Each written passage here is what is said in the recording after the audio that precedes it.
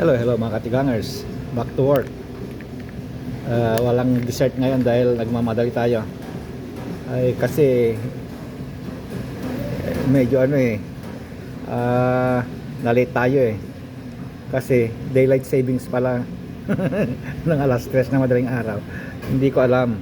Kaya nung matulog ako, sabi ko, okay, tulog ako alas 12. Alauna, sabi ko.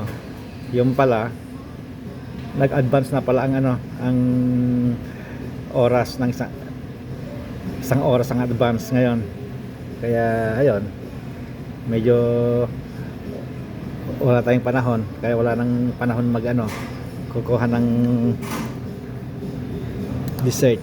Hindi natin makakain yon. Ito na lang, madaling kainin ito bago sumabak. Okay mga katigangers, yun lang. Ito yung walang halong biro na brewed coffee. Tubig lang na mainit ang dinagdag ko diyan para hindi masyadong matapang. Okay. Bye bye, kanya na.